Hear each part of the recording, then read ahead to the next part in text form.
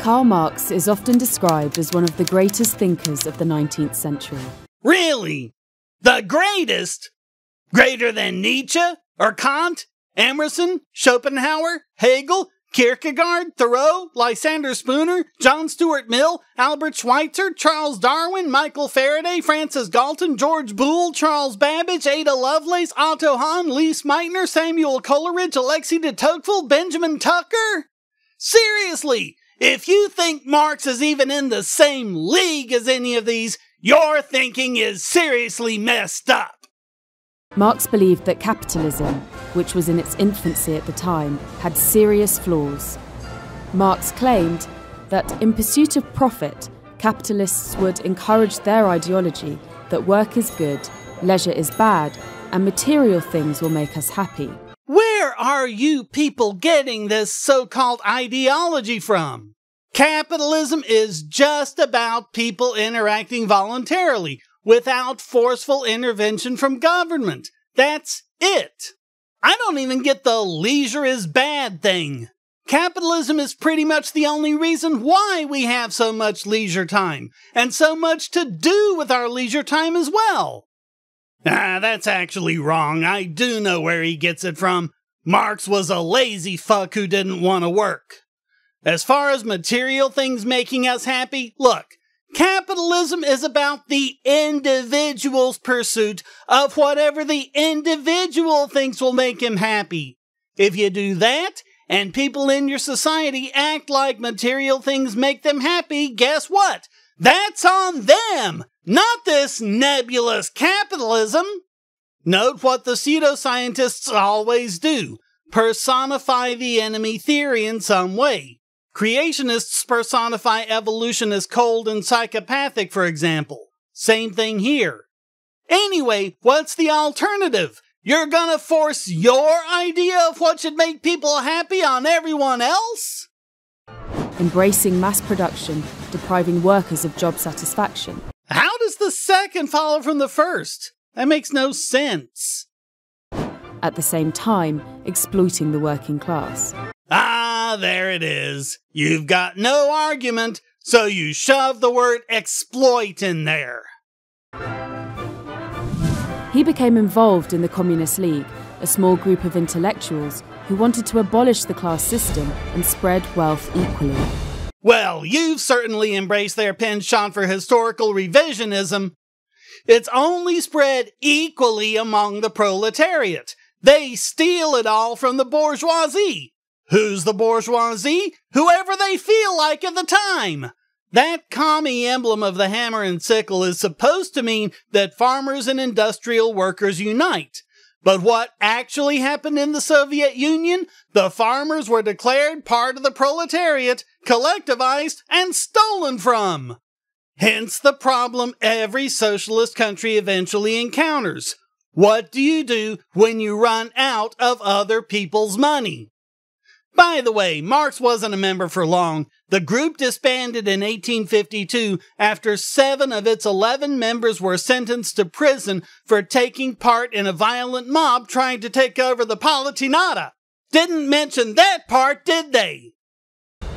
Marx wrote the Communist Manifesto in 1847 with his benefactor Friedrich Engels, laying out the Marxist vision of a society where wealth is distributed evenly. Property is owned publicly, and education is free for all. But Marx was little known and little read at the time. When he died in 1883, only 11 people attended his funeral. After his death, his ideas flourished. Yeah, weird how that happens. He didn't get much attention during his life because he was pushing long-debunked economic theories as the rest of the science moved beyond him. His ideas only flourished among a subset of people with the same mentality as him. We don't like work, so we want to steal from others. That's what Marxism is, just wrapped in emotionally manipulative language.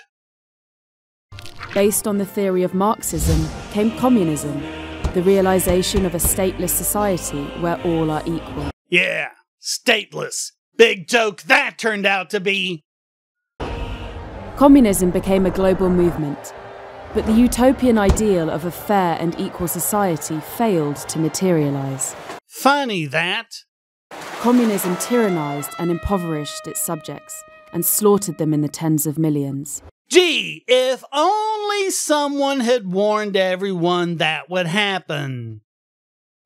Today, capitalism dominates the world. Oh, if only that were the case. The Economist revels in this. They push the policies that fail and fail and fail again and blame capitalism for all the problems. Don't worry, there'll be examples. But many of Marx's criticisms have never been more relevant. Today, the global disparity between rich and poor is striking. No, it isn't. The poor are being lifted out of poverty like never before. We're going now at a rate where the global poverty level cuts in half every 20 years. Marx predicted that capitalism would lead to the rich getting richer and the poor staying poor. He was right. No, he wasn't, because that's not what's happening. I'm linking to a video of mine called How Poor Are America's Poor? The Truth About U.S. Poverty. It has all the data showing how well off the poor in America are compared to the average European. That happened because capitalism let the poor lift themselves out of poverty. And the same effect is happening all over the world in countries where it's basically allowed to happen. The more socialist a country is, the more the poor are held down.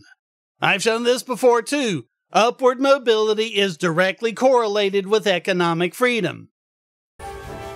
He also predicted that capitalism would lead to boom and bust economics. It's not capitalism that does this. It's been shown over and over and over again that this is because of central banking. And before you commies lie in the comments like you always do, no, central banking is not capitalist because it doesn't allow individual banks to operate completely privately. It is, however, one of the planks in the Communist Manifesto. I'll leave you a link so you can see it for yourself. It's in Chapter 2, starting on page 48 of the PDF I'm linking. And I'm linking from Marxists.org so you can't accuse me of getting a version edited by capitalists like you did last time. Number 5 is centralization of credit in the hands of the state by means of a national bank with state capital and an exclusive monopoly.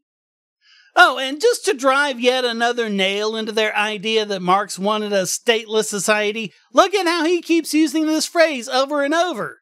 Centralization of the means of communication and transport in the hands of the state. Extension of factories and instruments of production owned by the state.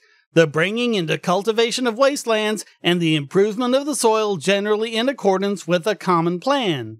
And even absent saying it directly, who do you think is going to abolish property and inheritance, confiscate the property of immigrants, collect the progressive income tax, and so on? It's not going to be your local knitting circle!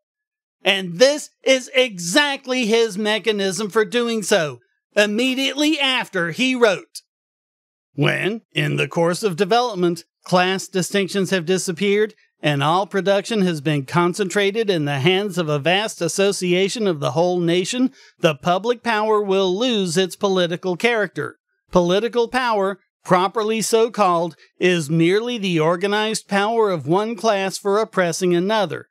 If the proletariat during its contest with the bourgeoisie is compelled, by the force of circumstances, to organize itself as a class, if, by means of a revolution, it makes itself the ruling class, and, as such, sweeps away by force the old conditions of production, then it will, along with these conditions, have swept away the conditions for the existence of class antagonisms and of classes generally, and will thereby have abolished its own supremacy as a class.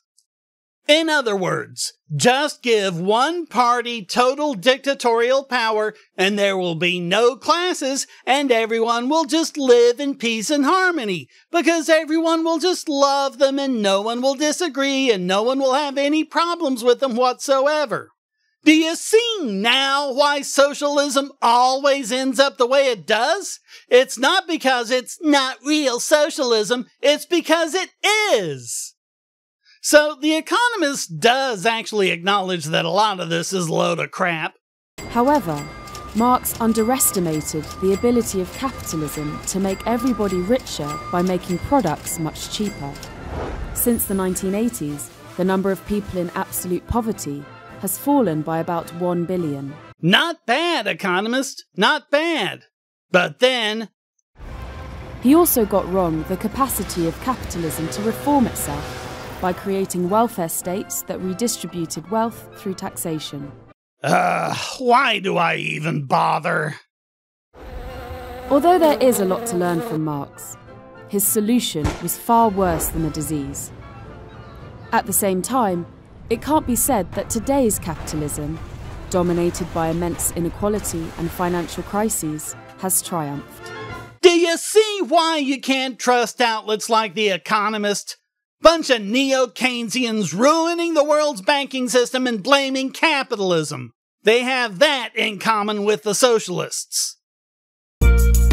So thanks for watching. Please hit like and subscribe, leave a comment, and go to donate.bogosity.tv to keep me doing what I do. And check out all the great content here, like this video selected just for you.